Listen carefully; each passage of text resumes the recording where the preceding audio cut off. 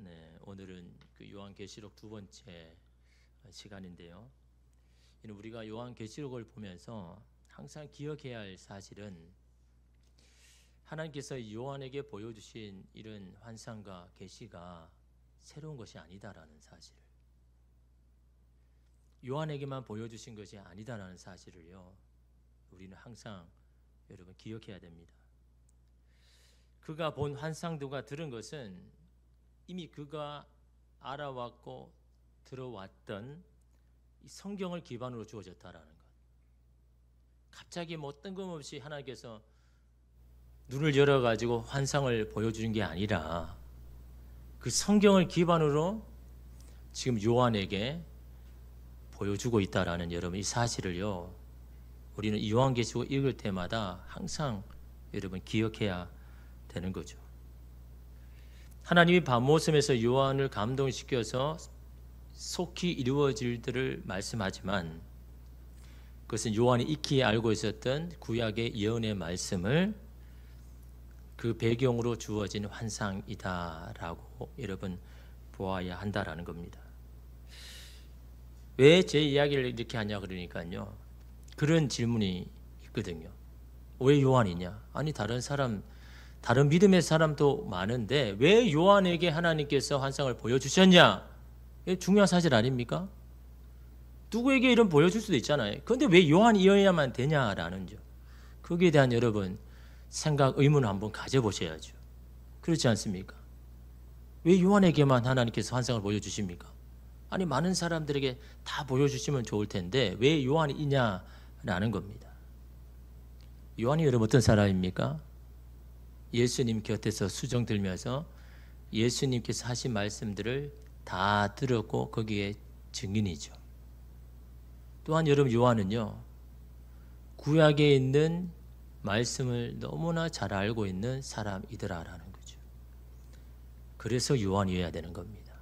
여러분 한번 생각해 보십시오. 요한에게 보여준 환상을 그냥 불특정 다수에게 이런 보여줬다. 과연 그 사람이 그걸 보고 제대로 해석하고 이해할 수 있을까요? 보여준다고 이러면 다 해석이 되는 게 아니잖아요. 아마 자기식으로 해석했을 겁니다. 자기가 아는 애서 아마 했을 겁니다. 성경의 기반이 여러분 되지 않으면요, 자기식으로 해석하는 겁니다. 자기가 지금까지 알아왔던 그것으로만 여러분 환상을 보는 겁니다. 그러나 성경의 기반이 된 사람은요, 그걸 보면서 저 말씀이 이전에 하셨던 그 말씀이구나. 그래서 정확하게 올바르게 해석을 할 수 있기 때문에 요한이어야 된다라는 겁니다. 여러분 그래서 우리가 성경의 기반으로 살고 있는가 아닌가는 너무도 중요합니다. 여러분 우리가 어떤 선택을 하는 것이 참 중요하죠. 왜냐하면 그 선택에 따라서 결과가 오니까. 씨를 뿌리면 그 열매가 이런 맺지 않습니까? 어디에 씨를 뿌려야 되는 게 참 중요하죠. 근데 보통 사람은 어떻습니까?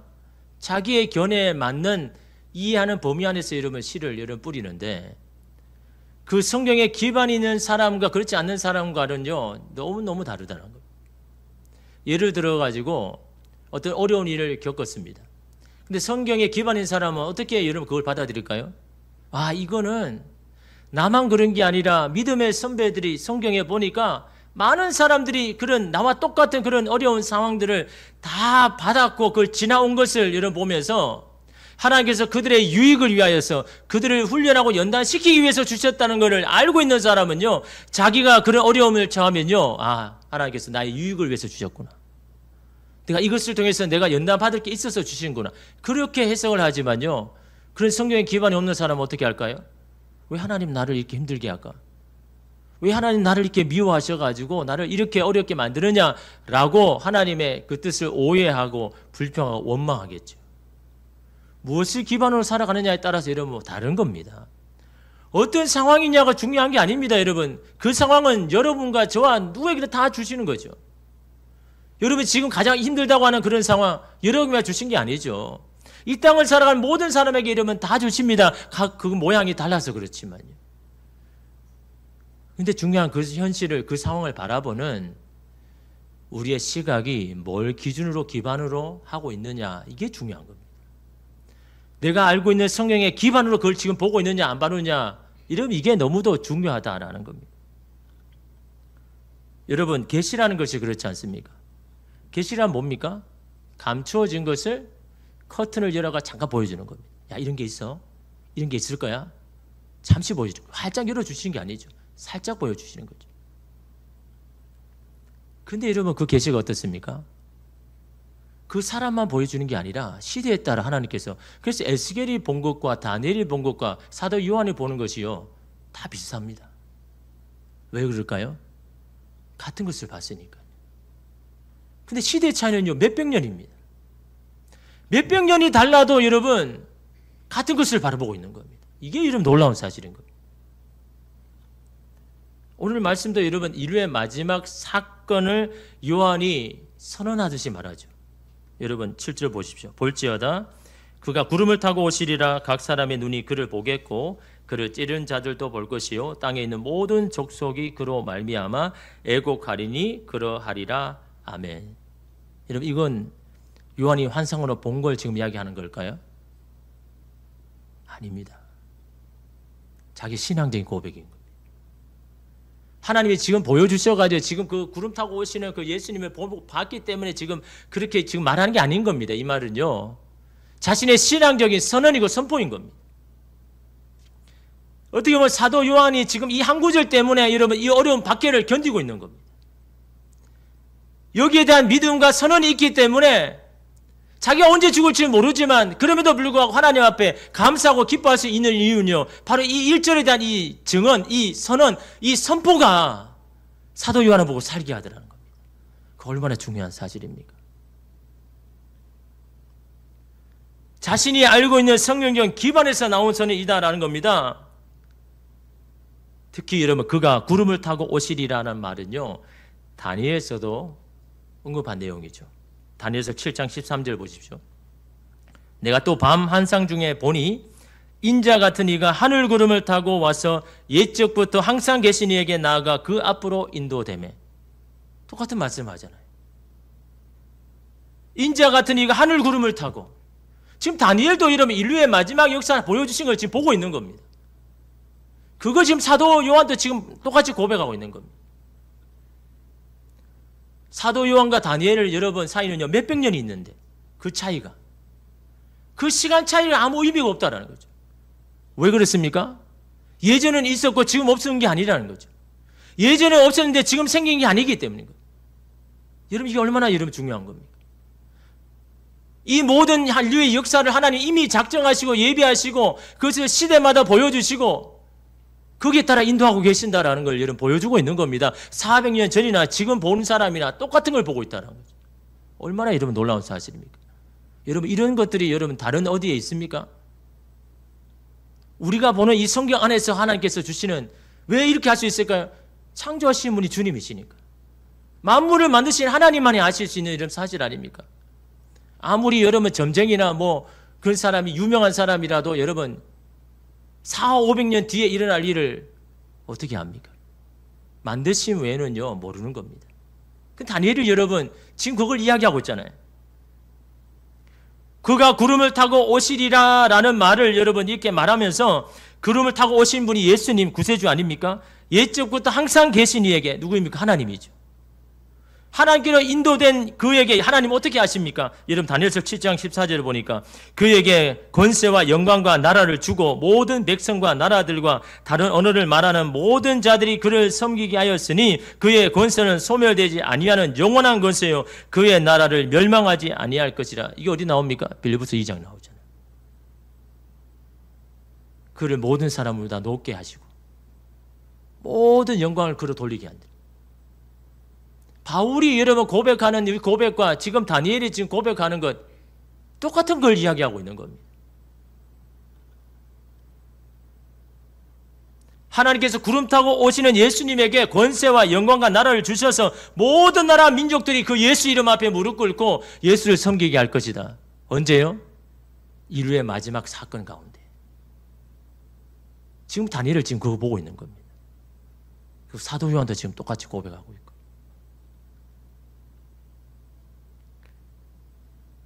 근데 여러분 더 놀라운 사실은요, 예수님도 이걸 이야기하셨다는 거죠.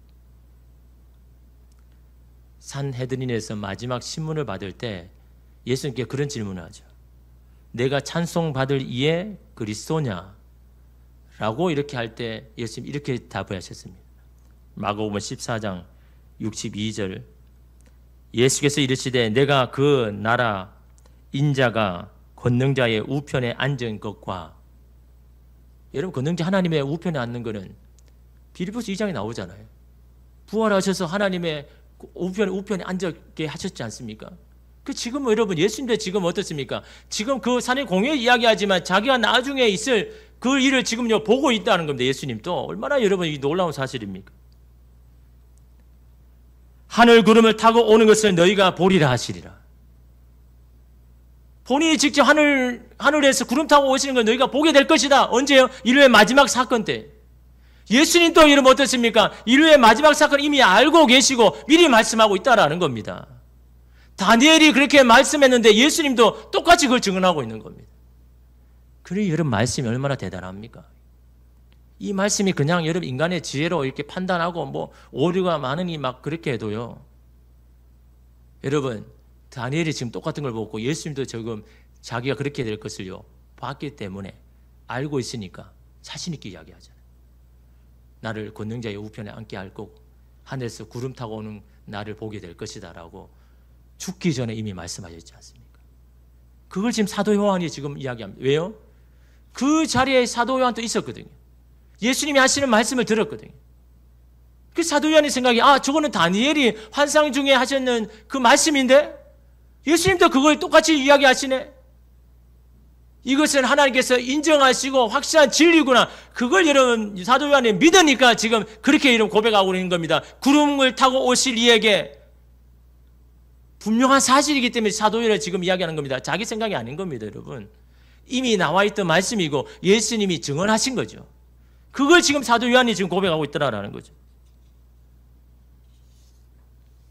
새로운 것을 말하고 있는 게 아닌 거죠. 여러 사람을 통해서 증언하고 확정된 사실을 여러분 고백하고 있는 겁니다. 왜 그렇습니까? 이것은 이미 오래전에 예수님께서 하나님께서 이미 작정하고 계획하신 거기 때문에. 그거 하고 나하고 무슨 상관이 있느냐? 상관이 있죠. 오늘 우리가 보고 듣고 읽고 있는 모든 성경의 말씀이 그러하더라는 거죠. 하나님께서 이미 예비하신 하나님의 구속적인 사정의 역사를 오늘 이 땅 가운데 하나님께 펼쳐가시는데 각 사람마다 다 알려주시는 겁니다. 노아를 통해서 아브라함을 통해서 요셉과 모세를 통해서 다윗과 예수 그리스도를 통해서 하나님이 작정하신 그 구원의 역사를요 다 보여주고 있는 겁니다. 이렇게 진행되고 있다라는 것입니다. 그 하나님이 오늘 우리와는 별개입니까? 그 역사를 주관하고 인도하시는 하나님이 여러분의 인생도 이런 주관하신다라는 여러분 이 사실 우리가 고백할 수 있어야죠. 언제까지 하나님 내 인생을 이렇게까지 하십니까? 라고 이런 고백할 게 아니라요. 하나님 내 모든 인생의 조각조각들이 역사를 그렇게 주관하신 하나님의 그 손길의 역사가 흘러가는 것처럼 내 인생의 하나님 그런 조각들도 하나님의 손 안에서 그렇게 만들어져 갈 것입니다. 라는 이런 그런 고백을 오늘 우리도 해야죠. 오늘 저와 여러분의 인생의 모든 과정에도 하나님의 계획하심이 있다라는. 그러기에 우리는 지금의 일을 포기할 수가 없는 겁니다. 오늘 내가 살아가는 모든 과정을 통해서 하나님 역사하여 주실 것이니까 그 하나님의 계획하심 가운데 다 우리는 있으니까요. 그런데 왜 사도 요한이 그러면 이 편지의 서두에 볼지어다 그가 구름을 타고 오시리라 라고 이야기를 했을까요? 다 이유가 있습니다. 그냥 한 게 아니거든요. 여러분 이것은 예수님의 재림의 성격을 지금 이야기하고 있는 겁니다. 구름 타고 온다는 건 뭡니까? 영광 중에 오시는 예수님. 재림 때는 영광 중에 오십니다. 그래서 여러분 많은 초대교인들이 뭡니까? 영광 중에 오실 그 주님을 기대하죠. 그렇게 기대하면서 삽니다. 그런데 그들을 살아가는 건 어떻습니까? 초림 때 오신 예수님의 뒤를 따르는 사람이 그들인 겁니다. 다시 오실 주님을 기대하지만 그들이 살아가는 것은 초림 때 예수님의 뒤를 따라간다는 거죠. 초림 때 예수님 어떻습니까? 굉장히 초라한 모습으로 오셨죠. 가장 천한 말구 위에 오셨습니다. 그가 항상 따라다니는 이름표가 뭡니까? 나사렛 사람. 가장 모욕적인, 치욕적인 말입니다. 그걸 여러분 평생 들었습니다. 그 길을 여러분 예수님께서 여러분 계속 그 길을 여러분 가신 거죠. 오직 하나님의 뜻을 이루기 위하여서 그 고난의 길을 가셨습니다. 왜 그럴까요? 그 고난의 뒤에 하나님께서 영광으로 예비해 주신 것을 알니까 그건 고난의 길이 아닌 겁니다. 고난의 길이지만 영광의 길이고 승리의 길이니까 예수님 그 길로 걸어가셨죠. 오늘 우리는 그 예수님이 걸어가신 그 고난의 모든 수모를 같이 이름 담당하면서 걸어가야 할 사람들이 그리스도인인 겁니다. 영광의 꽃길을 걸어가는 게 아닌 겁니다. 예수님이 걸어가신 그 고난의 길을 우리도 걸어갈 때 예수님에게 주셨던 영광이 오늘 우리에게도 임하여 주신다라는 겁니다. 다시 오실 주님은 영광의 주님은 오실 것입니다. 그는 오늘 우리에게도 영광을 주실 것입니다. 그러나 여러분 누구에게요? 초림 때 예수님께서 걸어가신 그 고난의 길을 걸어간 자에게 영광을 주신다라는 겁니다. 지금 여러분 사도 요한이 지금 왜 이런 이야기를 합니까? 지금 박해를 당하는 모든 자들이 예수의 그 길을 걸어가고 온 사람이잖아요. 예수께서 그 이름 때문에 여러분 어려운 그 힘든 길을 걸어가잖아요. 그러나 그 길은 고난의 길만 아니다라는 거죠. 그 길은 영광의 길이고 승리의 길이다라는 것을 권면하기 위해서 여러분 지금 이 말씀을 여러분 하고 있는 겁니다. 저와 여러분도 동일하게 예수 믿는 것 때문에 불편하고 예수 믿는 것 때문에 내 마음대로 하지 못하고 예수님 믿는 것 때문에 참아야 되고 견뎌야 되는 그 모든 길을 걸어가는 오늘 우리에게도 여러분 동일하게 여러분 말씀하고 있는 겁니다. 여러분 베드로는요 이렇게 말합니다. 베드로전서 2장 19절에 부당하게 고난을 받아도 하나님을 생각함으로 슬픔을 참으면 이는 아름다우나. 부당하게 고난을 받는 거죠. 내가 고난을 받을 이유도 없습니다. 내가 이런 어려움을 당해도 여러분 당할 이유가 없습니다. 그러나 하나님을 생각함으로 슬픔을 참으면 그것은 아름다운 일이다. 하나님에게 선한 일이다라는 거죠. 또한 여러분 베드로전서 2장 21절 보십시오.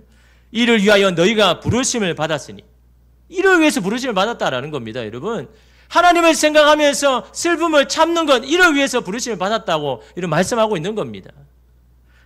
그리스도도 너희를 위하여 고난을 받으사 너희에게 본을 끼쳐 그 자취를 따라오게 하려 하셨느니라. 왜 고난의 길을 가게 먼저 가셨습니까? 오늘 우리도 그 길을 따라오라고 본을 보이시고 그 길 가운데 오라고 이런 먼저 가셨다라고 이런 말씀하는 거죠. 왜 우리가 그 고난의 길을 가야 됩니까? 굳이 편안하고 좋은 길을 내버려 두고요. 베드로전서 1장 6절 7절 보십시오. 그러므로 너희가 이제 여러 가지 시험으로 말미암아 잠깐 근심하게 되지 않을 수 없으나 오히려 크게 기뻐하는도다. 너희의 믿음의 확실함은 불로 연단하여도 없어질 금보다 더 귀하여 예수 그리스도께서 나타나실 때, 다시 말하면 재림하실 때 칭찬과 영광과 존귀를 얻게 할 것이니라. 잠깐 시험을 당하고 어려움을 당하지만 기뻐해라. 그 시련과 그 슬픔이 주님이 다시 오실 때 찬송과 영광과 존귀로 주실 것이니. 이런 베드로도 여러분 그렇게 말씀하고 있잖아요. 사도 요한도 그런 마음으로 말하고 있는. 너희가 예수 때문에 그렇게 힘들고 참고 견디지만 그건 잠깐이다. 다시 오실 주님은 너희에게 그것을 찬송과 존귀로 바꿔주실 것이다. 그러니 그 길을 계속 가야 된다. 지금 사도 요한이 지금 그 이야기를 하고 싶은 겁니다. 이 길이 힘들다고 도망치거나 이 길을 어렵다라고 내려놓지 말고 끝까지 달려갈 이유가 바로 거기에 있다. 구름 타고 오시는 예수님께서, 영광 중에 오시는 예수님께서 오늘 너희의 그 슬픔과 고난을 찬송과 존귀로 바꿔줄 것이기 때문에 그래서 그 길을 계속 가야 된다는 거죠. 여러분 나는 가리라라는 여러분 이 찬양이 있죠. 이 개척할 때 초창기에 많이 불렀던 이 찬양인데요. 이런 가사를 보면요, 베드로가 말했던 고백과 사도 요한이 가졌던 생각이 여러분 그대로 여러분 녹아 있죠. 이런 가사를 보면요, 비바람이 앞길을 막아도 나는 가리 주의 길을 가리, 눈보라가 앞길을 가려도 나는 가리 주의 길을 가리, 이 길은 영광의 길, 이 길은 승리의 길. 나를 구원하신 주님이 십자가 지고 가신 길, 나는 가리라. 주의 길을 가리라. 주의 발자취 따라 나는 가리라. 나는 가리라. 주의 길을 가리라. 주님 발자취 따라 나는 가리라. 그 길이 주님이 가신 길이고 영광의 길, 승리의 길이니까 나는 그 길을 갈 것이다. 여러분, 우리가 이 찬양 오늘 한번 불러보겠습니다.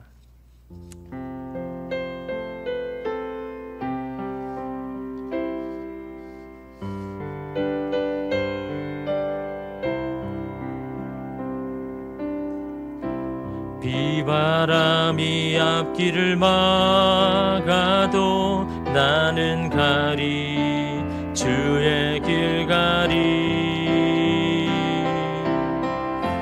눈보라가 앞길을 가려도 나는 가리. 주의 길 가리. 이 길은 영광의 길, 이 길은 승리의 길. 나를 구원하신 주님이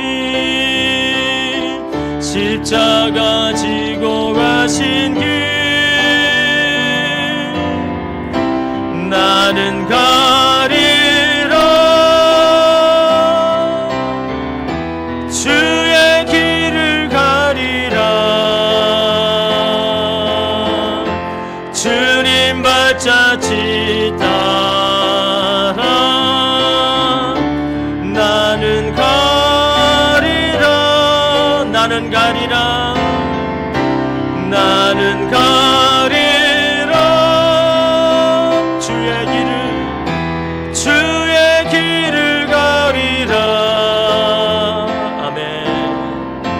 주님 발자취 따라 나는 가리라. 우리 2절 찬양할 거예요. 험한 파도 앞길을 막아도 나는 가리. 주의 길 가리. 모진 바람 앞길을 가려도 나는 가리. 주의 길 가리. 이 길은 고난의 길, 이 길은 고난의 길, 이 길은 생명의 길. 나를 구원하신 주님이 십자가 지고 가신 길, 나는 가리라. 나는 가리라. 주의 길을 가리라. 주님 발자취 따라 나는 가리라. 나는 가리라. 나는 가리라. 예, 주님. 주의 길을 가리라.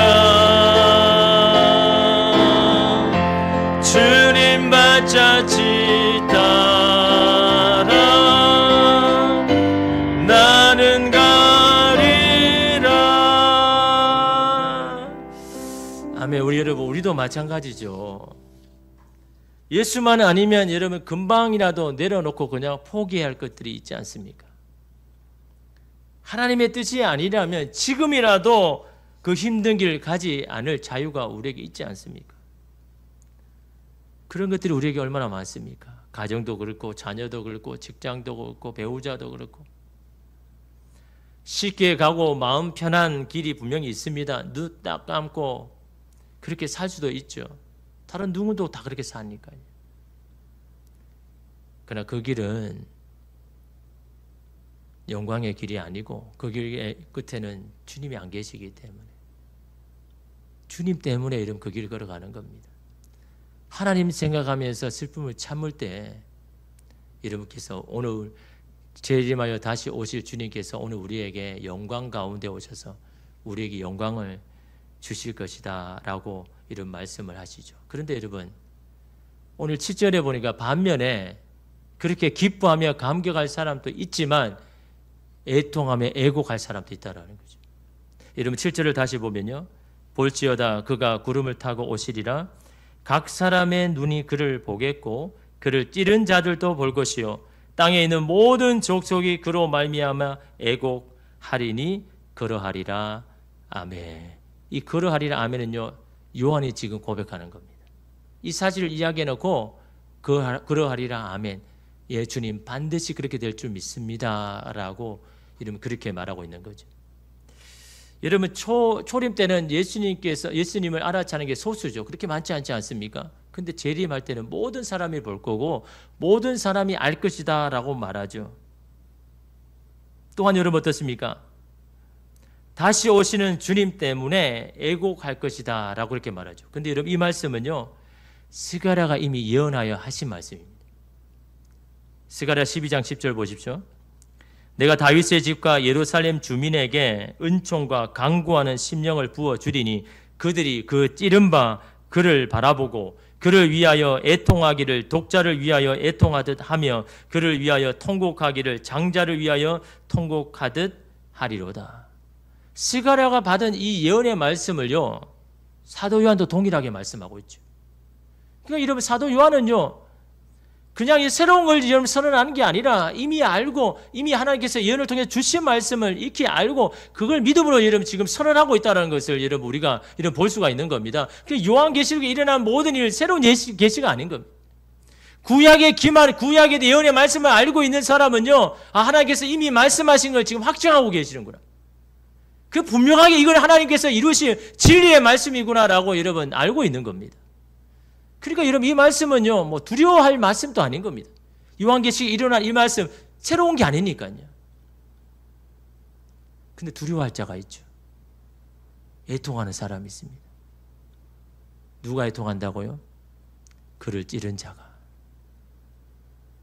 그를 찌른 자들은요, 그날에 애통할 것이다. 애곡할 것이라고. 그 찌른 자는 여러분 역사적으로는 예수 그리스도를 십자가에서 찌른 사람이겠지만 하나님을 반대하고 하나님을 박해하는 모든 자 아닙니까? 또한 여러분 그런 자만 있을까요? 그리스도가 가신 고난의 길이 너무 힘들다 하여서 그 길을 떠난 사람, 그 사람도 여러분 주님을 찌른 사람 아닙니까? 그냥 좋고 편한 길만 가려고 하는 사람, 그 사람도 하나님을 여러분 찌른 자 아닙니까? 너무도 사는 것이 편하여서 주님이 다시 오실 것에 더 이상 소망도 기대도 없이 살아가는 사람, 그 사람도 그날 되면 애곡하겠죠. 애통하겠죠. 여러분 지금 요한이 지금 말씀하는 게 뭡니까? 볼지어다 구름 타고 오신 이가 반드시 오실 것이라 이 말씀을 듣고 너희는 기뻐할 사람이냐 아니면 애곡하고 두려워할 사람이냐, 이렇게 그걸 말씀하고 있는 겁니다. 주님이 다시 오실 그날, 그 고난의 길을 끝까지 박해를 견디면서 가는 그 사람에게는 영광의 길이고 승리의 길이고 기쁨의 날이지만 그렇지 않는 자에게는요, 애곡의 날이 될 것이다. 이것이 너무나 분명하게 여러분 사도 요한은요, 그러하리라 아멘, 반드시 그렇게 될 줄 믿습니다 라고 자기가 선언해놓고 거기에 대해서 도장을 딱 찍은 거죠. 반드시 그렇게 될 줄 믿습니다. 예수 그리스도 그 길을 가는 오늘 우리에게는 영광의 길이지만 그 길을 가지 않고 예수 그리스도를 적대하는 반대하는 그들에게는 애곡을 후회하고 애통하는 그날이 될 것이다 라고 여러분 말씀하고 있지 않습니까? 여러분 올해가 언더우드와 벤젤러 선교사가 이 땅 이 조선에 개신교 선교의 첫 발을 내딘 지가 140년이 되는 해죠. 그들이 여러분 이 조선에 심었던 이 복음의 씨앗이 이 140년이 지난 후에 여러분 어떤 일이 일어났습니까? 정말 여러분 140년 전에 이 나라가 그럴 거라고 생각했을까요? 선교사가 와가지고 조선에 보니까 이 나라는 도무지 지금 가망이 없다. 빛이 안 보인다. 다 술에 쪄져 있고 누구 하나 삶의 소망이 없이 그렇게 살아가고 있는 것이 여러분 그 땅에 조선의 그 땅 아닙니까? 그럼에도 불구하고 여러분 이 땅을 위해서 얼마나 많은 사람들이 여러분 순교의 피를 흘렸습니까? 양화진 여러분 선교사의 묘역에 가보면요, 얼마나 많은 외국 선교사들이 이 땅에서 피를 묻고 육신을 묻었습니까? 그리고 여러분 이 조선 초기에 여러분 얼마나 많은 여러분 순교자들이요 자신의 피를 이 땅에 여러분 심었습니다. 왜 심었을까요? 가능성이 있어서 심은 게 아닙니다. 가능성이 보여서 여러분 심은 게 아닙니다. 하나님 보고 심은 거죠. 하나님의 가능성 보고 여러분 심은 거. 그 심었던 것이 결국은 이 수많은 시간을 겪으면서 하나님께서 자라게 하시고 열매를 맺은 것들을 여러분 보게 되죠. 여러분 오늘 우리가 이 땅에 살아가면서도 이런 많은 씨앗을 뿌리죠. 믿음의 씨앗, 기도의 씨앗, 헌신의 씨앗 뿌립니다. 여러분 그거 뿌릴 때 뭘 가지고 뿌립니까? 가능성이 보였어요? 가능성이 되어서 이런 뿌립니까? 주님 보고 뿌려야 되는 겁니다. 여러분의 헌신과 희생의 씨앗을 가지고 만들고 이루실 그 주님 보고 여러분 뿌려야 되는 겁니다. 당장에는 힘들죠. 당장에는 고민되는 일이 있습니다. 당장에는 괴롭습니다. 당장에는 열매가 없습니다. 그럼에도 불구하고 여러분 하나님의 가능성을 보고 여러분 뿌려야 되는 겁니다. 그런 자에게 여러분 하나님께서 다시 오실 주님은요, 그것을 통하여서 오늘 우리에게 영광의 열매를 이런 맺게 하시는 분이 여러분 주님이신 거죠. 여러분 이 놀라운 것은요, 이러한 사도 요한의 고백과 이 증언을 하나님께서 보증하셨다는 겁니다. 여러분 8절 보십시오. 주 하나님이 이르시되 나는 알파와 오메가라, 이제도 있고 전에도 있었고 장차 올 자요 전능한 자라 하시더라. 사도 요한의 믿음으로 선언했습니다. 우리가 지금 비록 박해 가운데 어려운 가운데 있지만 그 길을 끝까지 가면 구름 타고 영광 중에 오실 그 주님께서 오늘 우리에게 영광을 주실 것입니다. 그러나 지금 그 길을 어렵다고 힘들다고 포기한 그 사람들은 결국 그날에 애곡할 것입니다.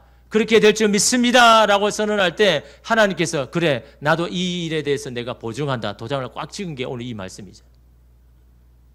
시작과 끝이 되시며 모든 시간의 주인 되시고 역사의 주관자 되시는 분이 요한의 이 선언의 도장을 찍은 겁니다. 만사를 주관하시고 만물을 그 손에 가지신 전능하신 하나님이 여기에 보증하신 겁니다. 사도 요한의 하는 선언이에요. 그만큼 주님의 다시 오심이 너무나 중요하기 때문에 인류 역사의 마지막을 다루는 사건이고 구속사의 문을 닫는 일이기 때문에 너무너무도 중요한 사실이기 때문에 하나님께서 여러분 내가 보증하겠다, 알파와 오메가 대신 내가 이 일에 대해서 보증하겠다라고 여러분 말씀을 하고 있습니다. 여러분은 어떻습니까? 구름 타고 오시는 분이 여러분에게 두렵습니까? 그렇다면 우리는 깨어서 여러분 기도해야죠.